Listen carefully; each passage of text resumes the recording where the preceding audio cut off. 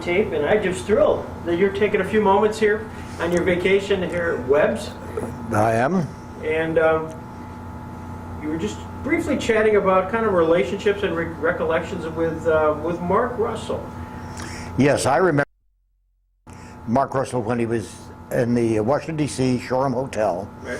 and used to put on a regular, I thought, several times a week show that just attracted dozens and dozens of people to his show, to the extent that the crowd would back up out into the lobby of the Shoreham Hotel just so they could listen to this gentleman describe the political scene of that day as well as he does it today.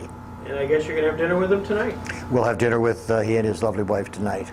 Well, and as a result of that relationship, it was Allie who called and said, Greg, you've got to meet Bill Clark. Well, I understand that. Allie and Russ are very good friends of a friend of mine. So. Oh, terrific. If I can, Bill, when were you born? I was born 1925. And at that time you were born, your dad, Mark Clark, was already, had gone through World War I. That's correct. And as you were growing up as 1926 forward, what did your dad kind of tell you about his military experience as you were progressing through your early young teens? Because clearly he was a career guy. Well, he was, and his father was also, Okay. and a West Point graduate too. My dad was always very proud of his military status and military career, and loved the Army very much. And it was a small society in those days too. So it was wonderful listening to the discussions of the people that shaped the Army in those early days. And he was, interestingly enough, he was involved with the CCC in Omaha, and we have a couple of those camps right around here, and I've heard his name affiliated with that very successful New Deal operation. With it, did he talk much about that? Yes, he did. I remember his talking about visiting the camps that he used to go to see how well they were performing and everything like that, and would talk about his commanding general that he used to accompany on many of these trips. It was another task that was assigned the Army, and I think boring in some ways, making sure the brooms were stashed in the proper fashion and so forth at these camps. But indeed, he talked about that all the time. You were at that age, 16, 17 years old when the war started. That's right.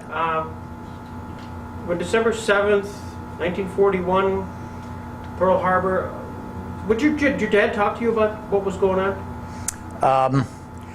At that period of time, well, yes, in answer to the question, he did indeed. But at that particular time, he was away quite a bit of the time. Okay. That was when we were forming an army, trying to expand it from a very, very small group to a much larger organization, including bringing the National Guard forces on board to help train them and merge them into the force. And so he was traveling a great deal for a gentleman named Leslie McNair, who he worked for then. Right. So he started to travel, and then obviously we get into the war, and was he gone a lot? A great deal. Even before he was sent overseas in early 1942 with General Eisenhower. My father went overseas with General Eisenhower as his deputy, as sending the first troops abroad. He had quite a relationship with General Eisenhower and also, I guess, with George Marshall. Yes. How did they develop?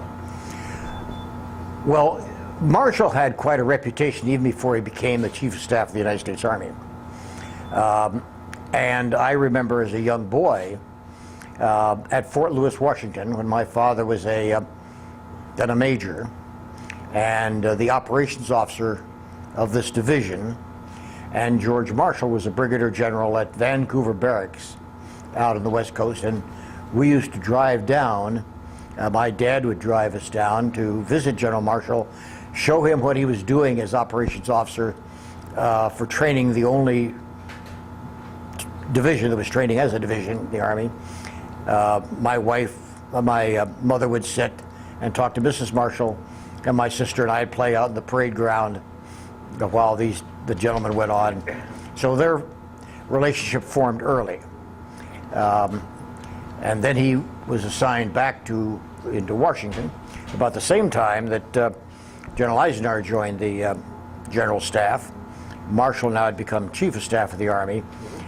And Marshall believed the United States was going to be drawn into the war. He believed that the Army needed to start training and expanding at that time. He was the vocal voice in trying to lead that effort. And he felt the war was going to be extensive and need some young leadership. And so he started identifying young officers that he hoped would have that ability and vigor to lead the Army. That was the connection. Yeah. So there are quite a group of them. Well, obviously your dad, what did you think it was that Marshall and Eisenhower saw in Mark Clark that felt that they would cast their lot with him? I don't think it meant so much casting their lot with him. I think it was, he saw them as being able to help to provide the kind of leadership, young leadership, that was going to be needed for an extensive time in the future. I think he saw the normal leadership qualities of being able to effectively lead and influence people with a good, clear mind of what needed to be done. I guess I'd call it qualities that Marshall excelled in himself. The war started, you're 16 years old, you're in high school. Yes. What was your dad saying about what to, how do you prepare, you know? Well, I always knew I was going to go to West Point. Yeah. I don't really remember any discussion of any other alternative, to be real candid. And I was certainly wanted to do it. So at that particular period of time, I was preparing to go to West Point. I skipped my last year of high school to go to a prep school. Right. And shortly after the war began, of course, I then entered West Point. Did your dad, I'm just trying to, communications-wise, I mean, he's over there now, he's commanding the 1942 time period, the Italian area. How's he communicating with you and your mom and your sister?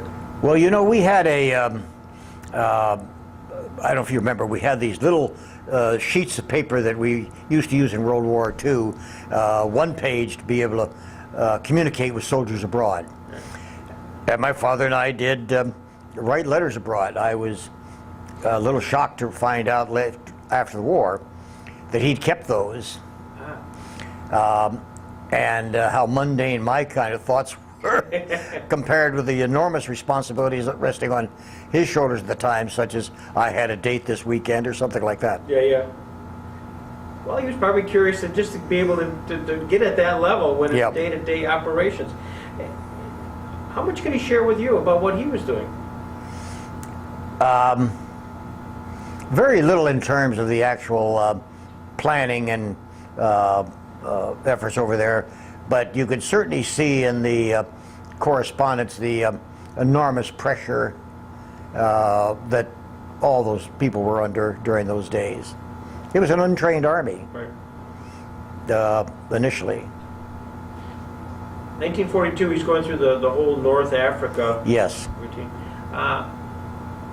As he reflected back later, was that really sort of the first big tipping point for him, did he feel like? I think so. He arrived in England, as I say, with General Eisenhower. Then, in preparation for the landings in North Africa, you may remember he made the submarine trip to talk with the French leadership in North Africa because of the impending invasion. And when that event came out, I think for an awful lot of people, that was the first occasion that anybody ever really heard of his name. All of his friends knew him as Wayne Clark, not as Mark Clark, and that changed that characteristic for the future. And that's the first time I really saw my father as a larger-than-life picture, other than the way most sons see their fathers anyway. That's right, right. Did you see it, like, was this picture appear in the papers back home? Yes, yes indeed. Yeah. Yes indeed. Well, that's got to be kind of a thrill. It was a thrill. It brought down, as a young cadet at West Point, certain problems on top of my shoulders that now all of a sudden there was an awful lot of attention focused on me and how I performed too. Yeah. Well, among the students or among the teachers? Among my classmates and among the officers that were stationed there. Did you, I mean, not only feel it, but did it impact you at all? Yes, it did. I should add that when I entered West Point, I entered with young John John Eisner was already at West Point. I entered with Johnny Doolittle, George Patton, Dick Groves. I mean, I could go on and on, because all the fathers were about the same age. Right. So the sons, many were the same age. So we entered this group. And one time I was walking punishment tours for some infraction. I'm sure it was very minor, but nevertheless I was with George Patton and Johnny Doolittle, for that matter. And some photographers wanted to, after the invasion of North Africa, wanted to arrive and take pictures of these sons. They took us off the area, what we called it, took us into a room, had us take pointers and pointed a map on where our fathers were, took the pictures, gave us our rifles back, put us back on the area to continue walking the punishment tours, and added the time we'd taken off and to have the pictures taken. So much for publicity. That's right. What was that? Just because when you talk about the marching, was that some sort of... When you accrue a certain number of disciplinary points past a threshold, you redeem them, if you will, by walking back and forth across this area with your rifle on your shoulder. I assume that only happened rarely. Well, perhaps more often than I really would want to remember.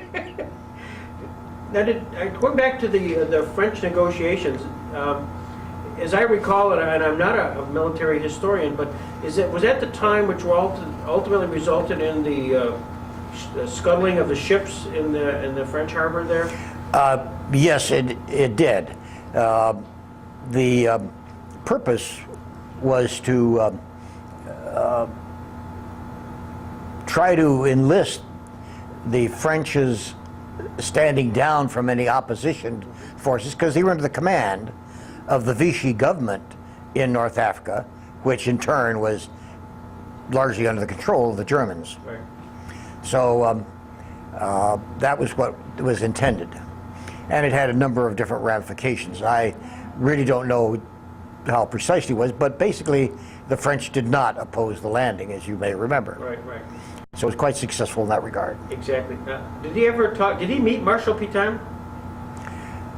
Yes, they did, for that matter, because if you'll remember, before the invasion, they brought the Marshal out of France and brought him to Gibraltar, as I understand the story. He was taken out by, if my memory serves me correctly, the same submarine that delivered my father into North Africa. It was a special mission submarine. Yeah. But when they brought it to Gibraltar, just as General Eisner and my father were there, waiting for the ships to come over and to initiate the landing, the Marshal came in and wanted to take command of the Allied invasion. And of course that was not in the cards, of course. No, no. But they wanted him to broadcast to the French, because he was quite a hero of the French. And I think he did send a message that did have some impact on it. What'd your dad think of Montgomery?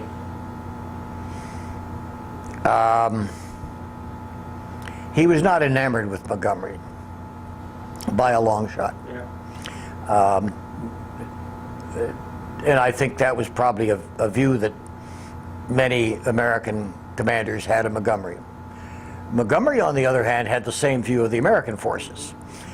He, after all, was the hero of the British. He, after all, had suffered through the North African campaign and had great experience. The Americans were untried. So he was very doubtful of their abilities. Yeah. But I understand that at the invasion of Salerno, Montgomery sent a message where the forces were just holding on to the beachhead after the invasion. Said, "Hold on, Mark, we're coming to your rescue," which did not endear him to my father either. Yeah, no, I bet not. Your dad was involved in giving the orders for the bombing of the Abbey of Monte Cassino? I've talked to my father about that on a number of occasions, or he talked to me on that on a number of occasions. As I understand it, he did not want to bomb the Abbey, and it was in his absence that the request went back to the British commander, who was the overall commander in the Mediterranean theater, and they did bomb it. However, it had held up the advance of the Allies for a long, long period of time. It was a bitter, vicious fight. I did have occasion after the war, and immediately after my graduation, my father took me to Italy and took me to each of these battle sites and discussed it with me. Yeah. Did you keep notes of all that stuff, or was it? No. At the Citadel school in Charleston, South Carolina, that he subsequently was the president of, at their library they have many of the letters my mother and my dad exchanged. Well, they have his historical notes too. Did you realize the history of this whole thing at the time? Or was this sort of a dad taking a son on a little... I did, well, certainly by this time, of course I did, because I was had gone through the West Point training and 3 years of seeing the war in, or not seeing the war, but knowing about the war. Frank is anxious as an individual to get over there and contribute myself. But yes, I thoroughly understood it, Yeah. and all of us really did too. Many of the men that were there at West Point at the time had their fathers abroad Right. in different theaters. Your dad had a chance to meet Pope Pius? Yes, he did. When they first came into Rome, there was an emissary from the Pope that came out and met them as he came in his Jeep and took him to the Pope. But before they took him in, they asked him to take off his firearm that he was carrying. And so he met the Pope, and they apparently had quite an attraction. When I was on this trip right after I graduated, my dad took me to meet the Pope.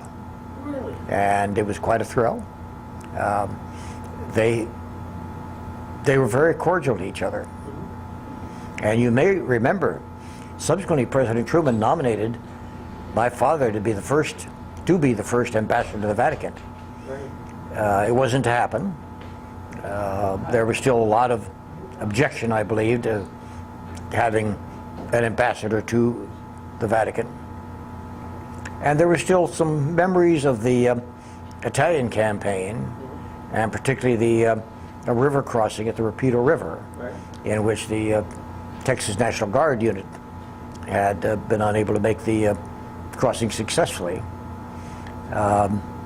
So there was some animosity on that. What was your dad's relationship with Harold Alexander? They had a good cordial relationship that extended after the war. He later became he was in Canada afterwards, That's all right. Alexander. And I do remember that they had a very good cordial relationship.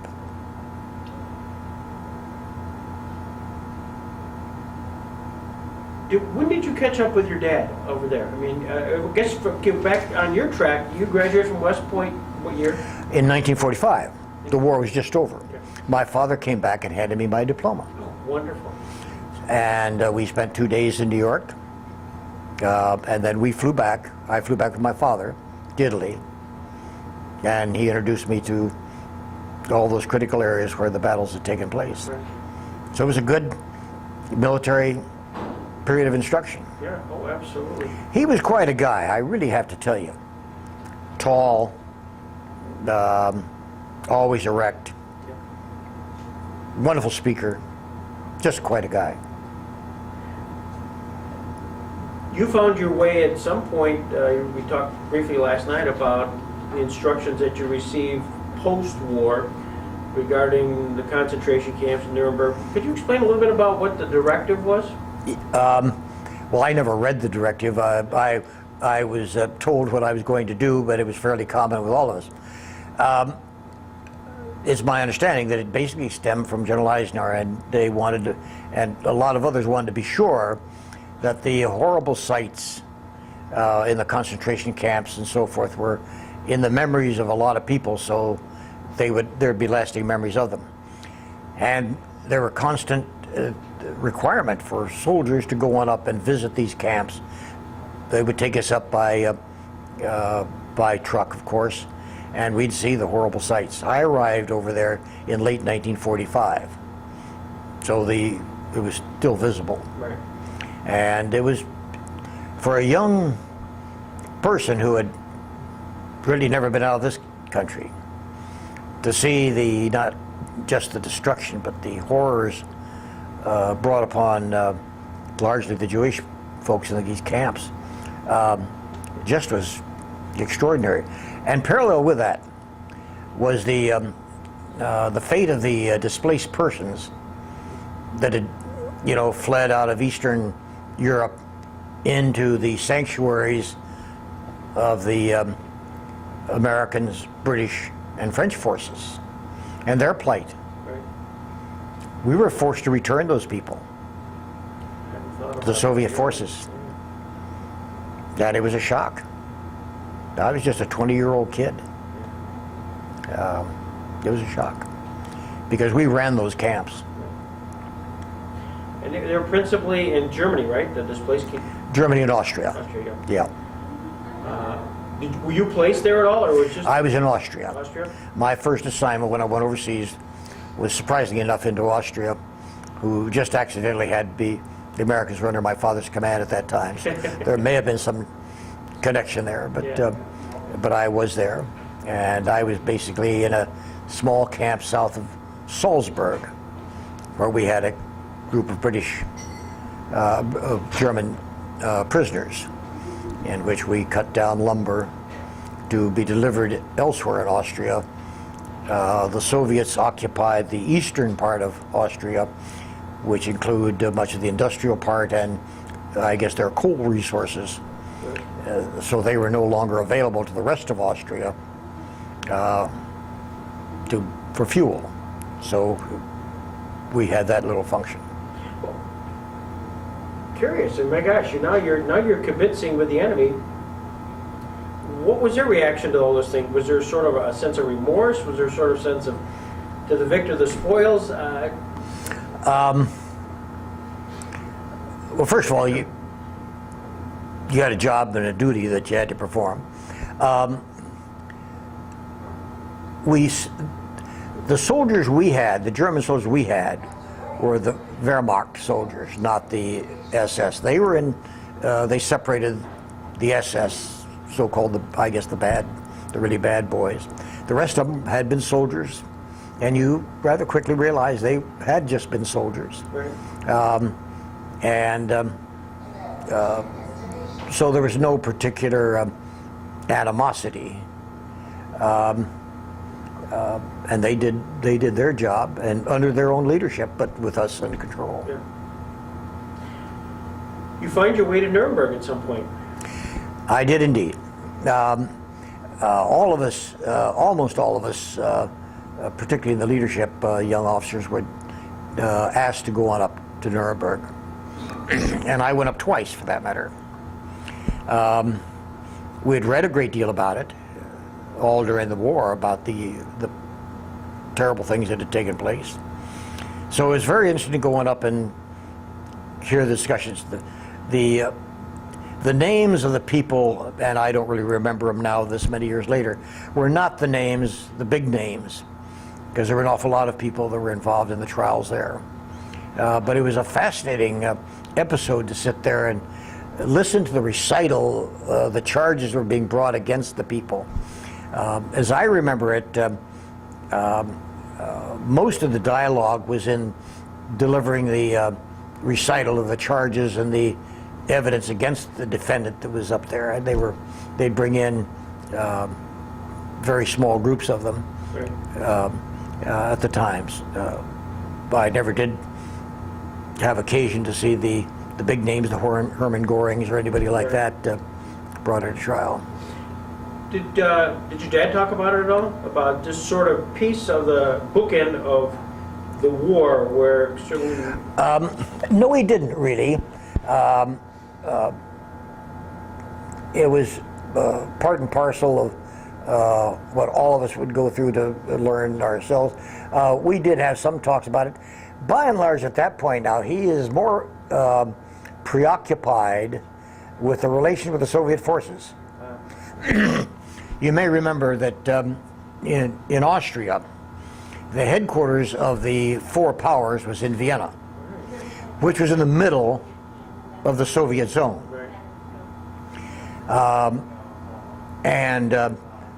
There were great difficulties between the Soviet forces, things that were taking place there, and the American forces. So I do remember on a couple of occasions when I would go over and visit my father, he took me to the four-power talks that they had on a regular basis. And it was fascinating to see that discussion take place about what the Russian troops had done, people disappearing. In the middle of Vienna, there was a four-power jeep that would go around in the evenings and see what was going on, and that inner area changed under the authority of the Soviets one time, the Americans, the French, and the British. And the four-power jeep had one officer for each force. I remember going in that jeep, my turn came up to be assigned to it with a Russian officer and so on. Even the Russian officer was very, very careful on how he approached Soviet soldiers who were armed. It was quite an experience for somebody who didn't understand any of the politics of this. But my father was very much preoccupied with that. That was the big issue that he was concerned about. Well, he was the U.S. High Commissioner then. Yes, he was. Yep. How long was he in that role? Do you recall? Until 1948, if I remember correctly. And I do remember that he had a very, very good relationship with the Austrian leadership then. And I believe I remember that was when the first steps in the negotiations with the Soviets, particularly, to create an armistice or a peace treaty with the Austrian people to bring Austria together as a nation, which did take place. And my father got a lot of credit for being deeply involved in that. Did he enjoy the political side of it? I mean, he went Yes. from the military to the political? Yes, he did. The Russian commander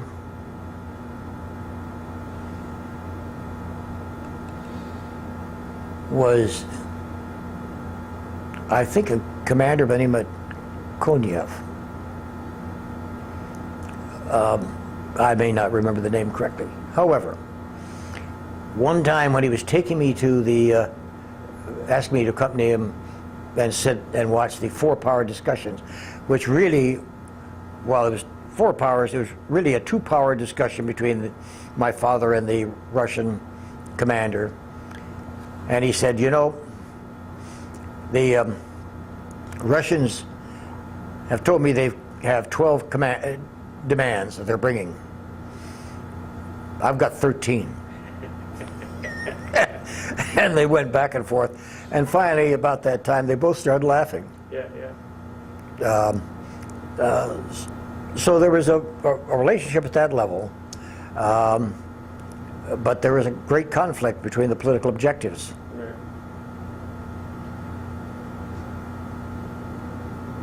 When he was appointed by President Truman to act as the emissary to the Holy See, which was subsequent to his time in Austria, and that didn't happen, and I guess principally because of Tom Connally, Senator Connally, that's that Texas connection. Was he disappointed? Was he disappointed? I think so, yes. I should tell you, you know, it was about this time I was evacuated from Korea for my final wound, and I happened to be a soldier en route back into the hospital when that information came out. Well, tell me about that. I mean, I guess we've gone... And Tom Connally made a comment that General Clark shouldn't be appointed the ambassador. He shouldn't be appointed as a dog catcher. Or at least that was the message that was delivered to me. And I was asked, did I have any comment? And I said something to the effect that Connally was a stupid blank, blank, blank, which appeared in the Texas newspaper. I got several calls on that. Now, as I say, I'm a wounded soldier, and you're kind of not much they can do to you at that point. However, I got calls from a couple of senior officers that were quite threatening. Yeah. I got a call from my dad and said, I thought I'd taught you better, Yeah. but thank you. And Connally was gracious enough simply to say he is entitled to his opinion, he served the nation well, so Yeah. so that blew off. Yeah. But I thought my father was badly treated in that series of events. How much of that was sort of religion, do you think? I think a great deal of it was, I think in terms of the broadest aspects, the greatest amount of opposition was religion. Was it Yeah. Protestant group against your dad? Yes, anti-Catholicism Yeah. and so forth, I think. And I guess the idea that we don't represent a particular religion in our nation, and this was favoring Catholicism in our foreign policy. You just mentioned in passing, of course, that you were a wounded soldier. This was Korea, Yes. and did you go over there in 1950? No, in 1951. 51? Very early 51. Yep. I was wounded 3 times, and this was the last time. So Serious? yeah, it was pretty serious, and I spent about a year in the hospital. Oh gosh. But 60 some odd years later, I'm still doing all right. Obviously your dad was still held a very, General Mark Clark.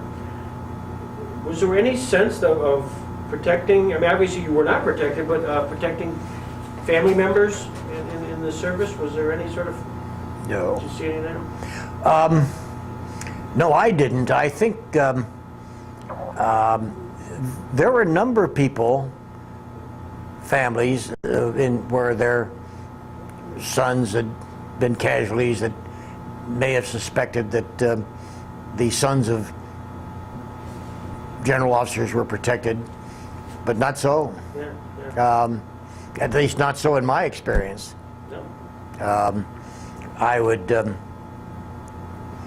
there probably was reasons, for example, I know that John Eisenhower was unable to command infantry units in Europe during World War II, but for the obvious reason that he would be the target of an attack by the Germans, and the soldiers under him would be at greater risk because of that. Right.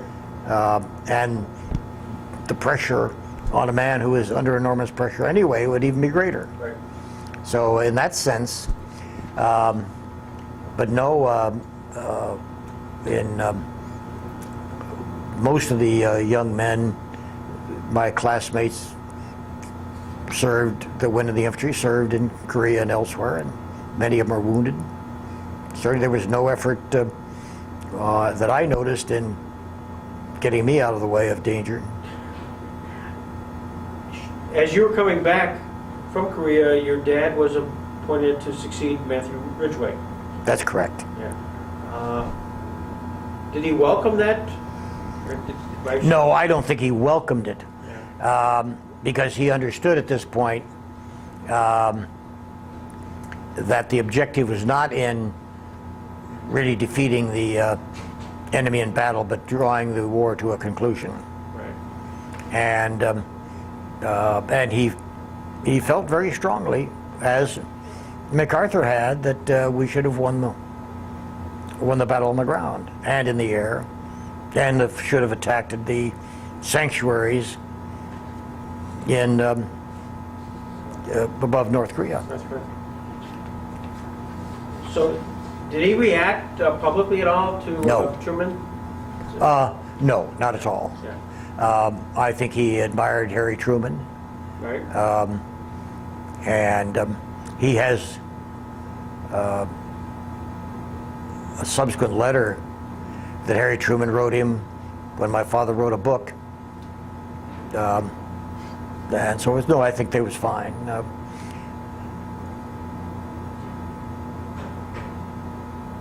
This has been great. What's your dad's legacy?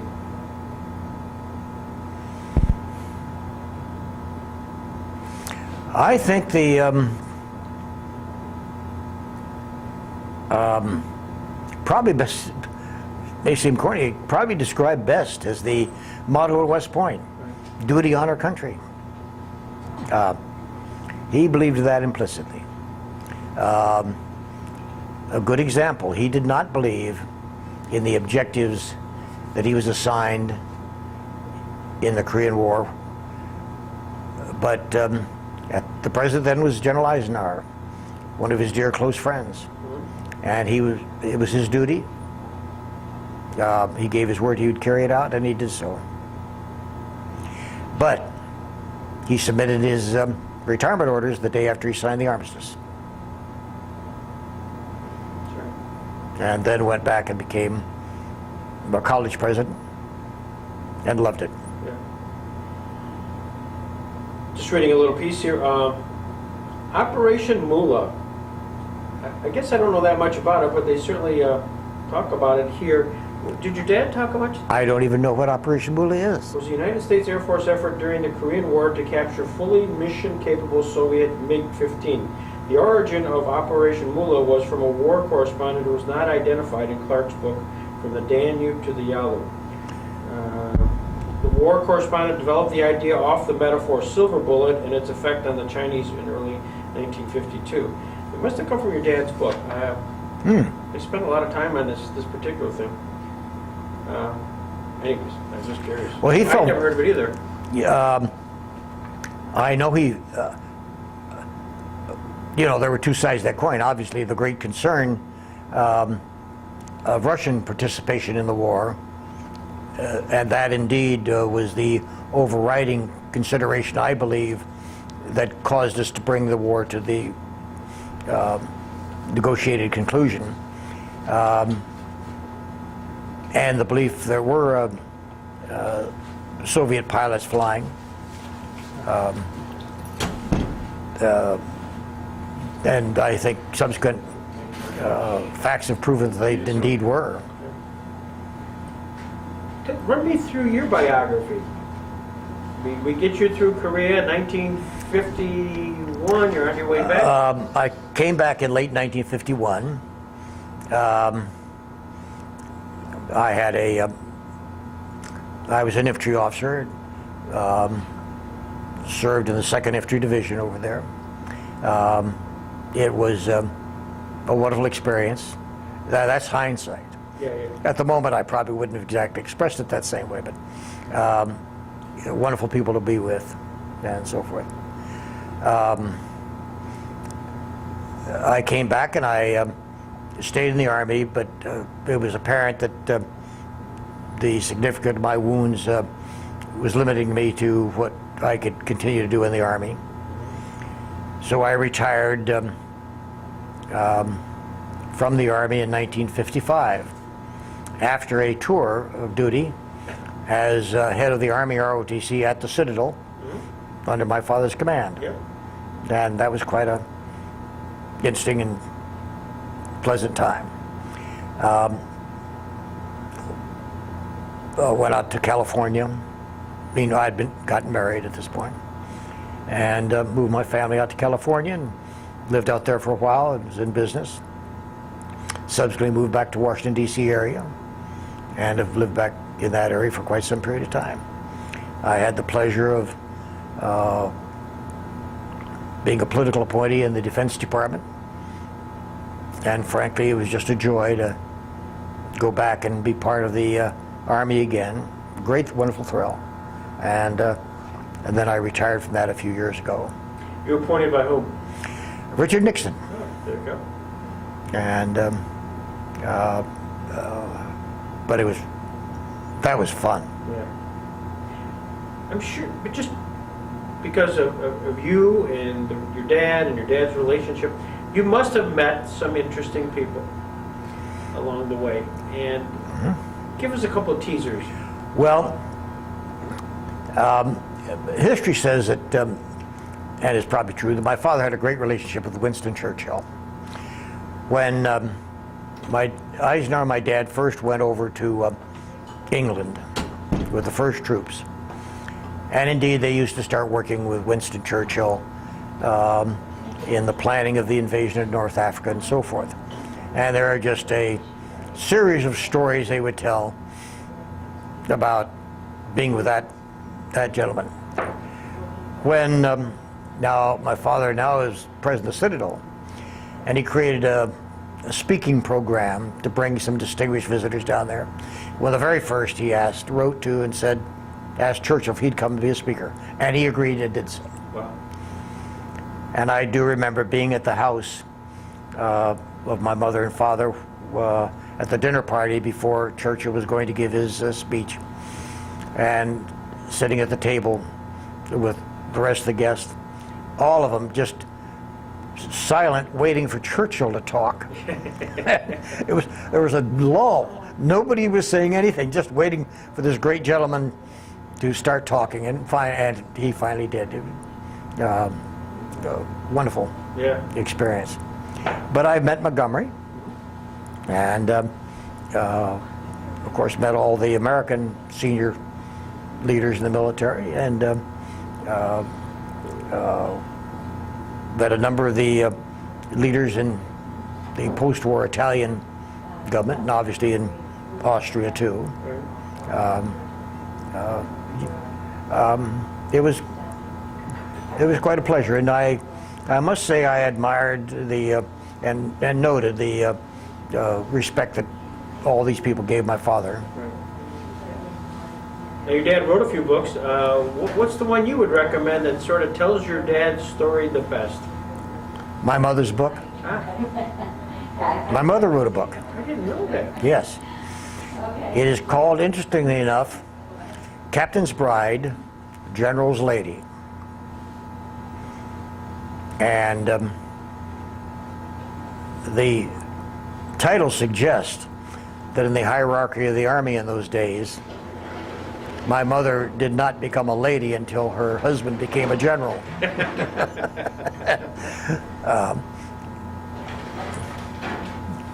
What was her name? Maureen. Maureen? Reenie, they called her. Okay. And that book is out there? I mean, Yes. Yeah. It's in, you have to search for it, I think, Yeah, but it is out there. I'll have to write that. But it's the family side of the story. Yeah, of course. And they had a wonderful love affair. Quite a pair. She was about 5'2", and he was about 6'4", and she ruled the roost. I'm married to a 5-foot person, and I know exactly what that is. I'm sure you do. I'm sure you do indeed. Yeah. What's the question people ask you the most? When they find out that you're Mark Clark's son? I guess the one they ask me the most is, how did that help my career? And I guess I would answer that there were probably equal number of people that respected my father, that watched me very, very carefully, hoping I had some of the same qualities. There were probably an equal number of people that, because of his successful, hoped I failed. Yeah. So the benefit was that if you performed, you'd be recognized for it. Of course, if you failed, you really failed. Right. So,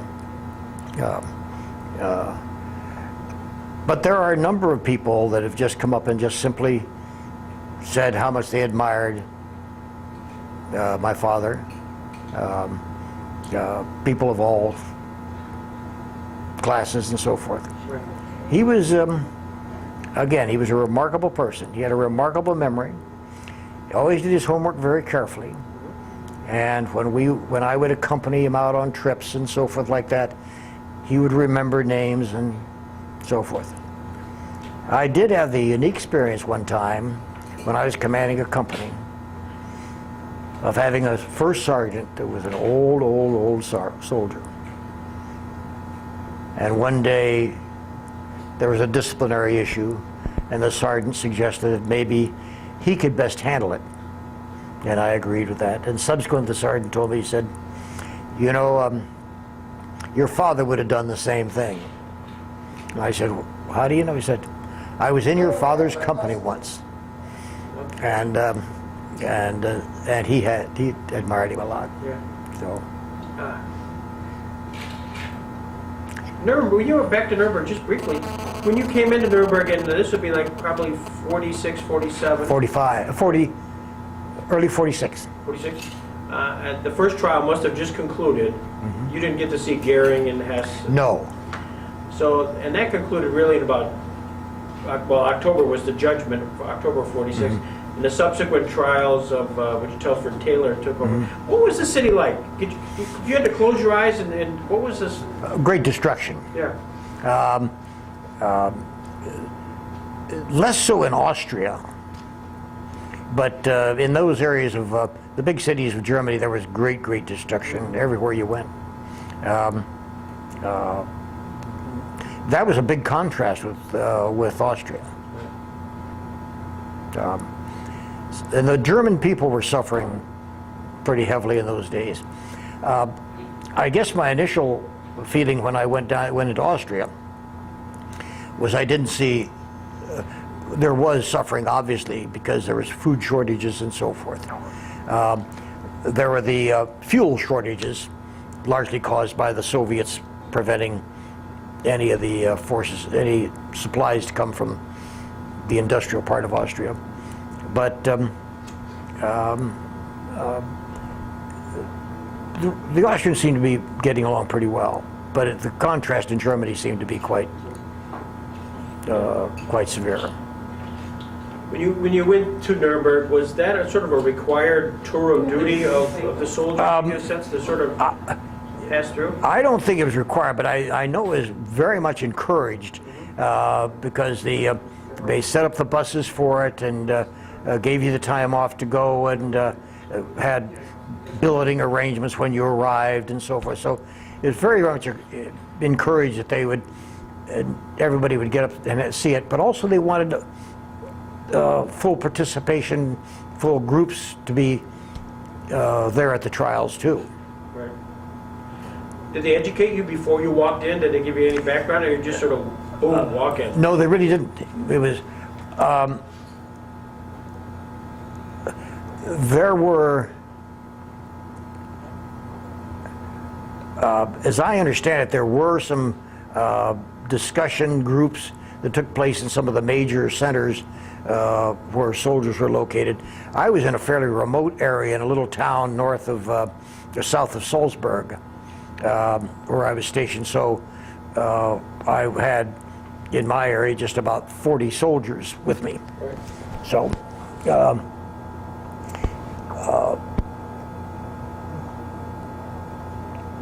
but we had the little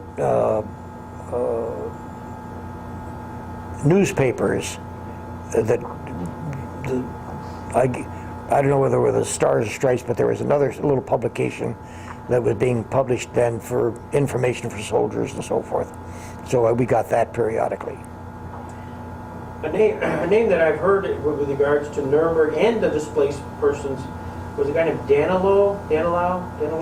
Yes, I can't.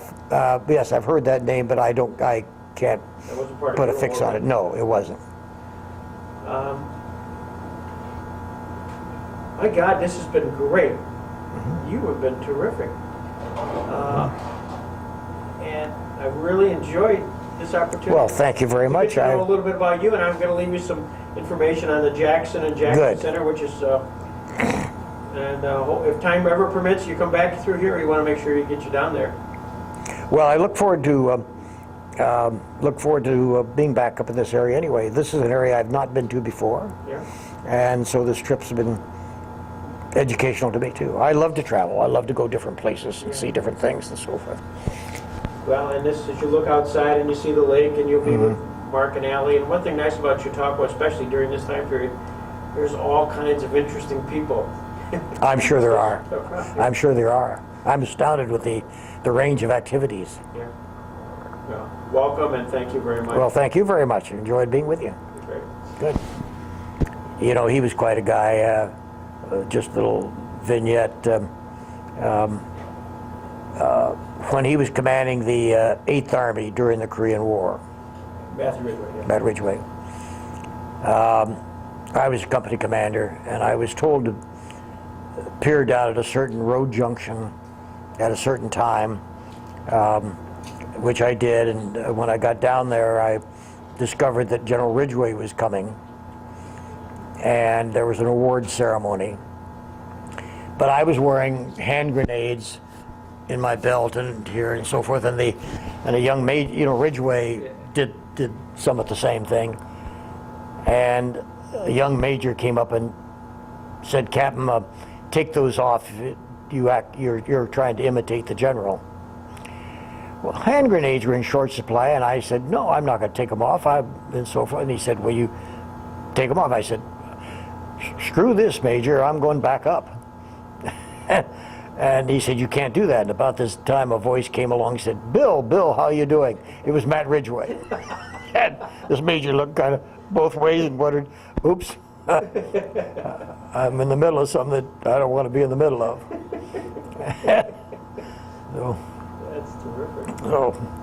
but then it's been wonderful to be on both sides of it.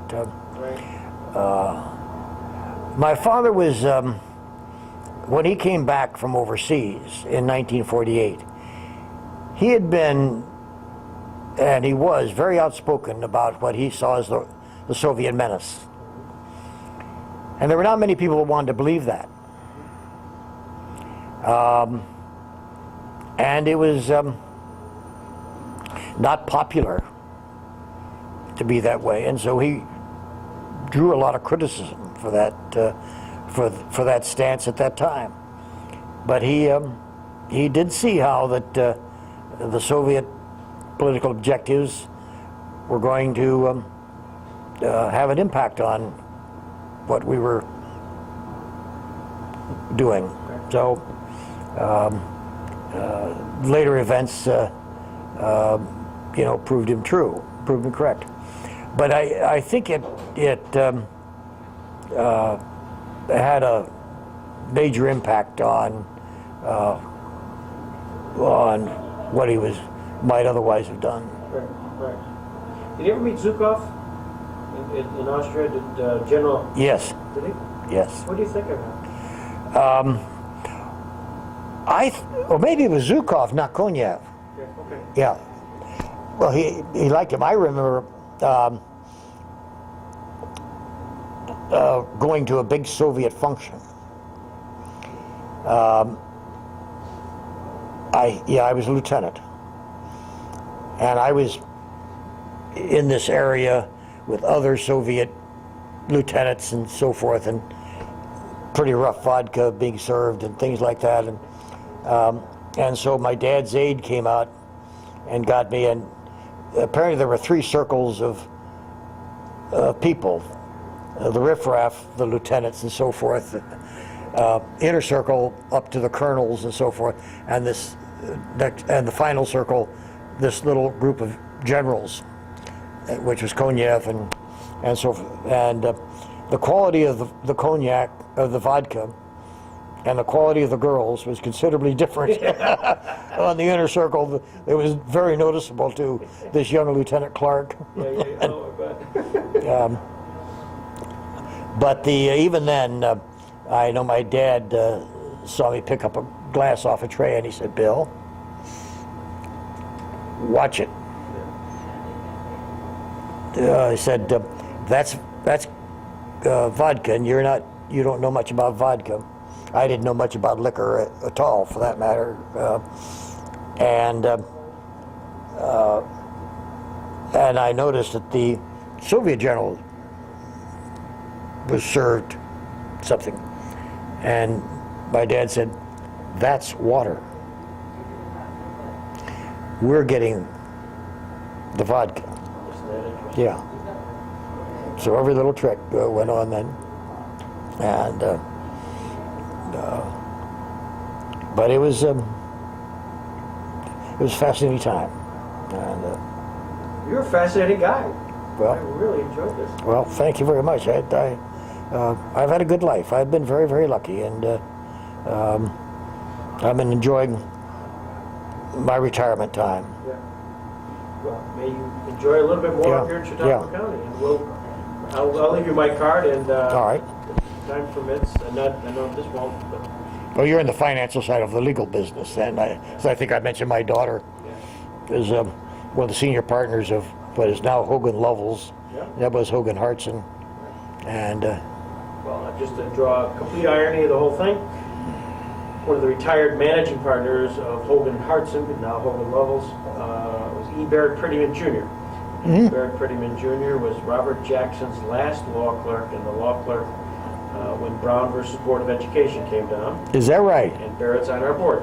Well, isn't that interesting? And My daughter clerked for Scalia, oh my gosh, outstanding. so And Justice Scalia is a big fan of Jackson, and we have that book inscribed that Justice Scalia has written all over it, so Right. it's down at the Jackson Center. yeah, Scalia's quite a guy, and I never knew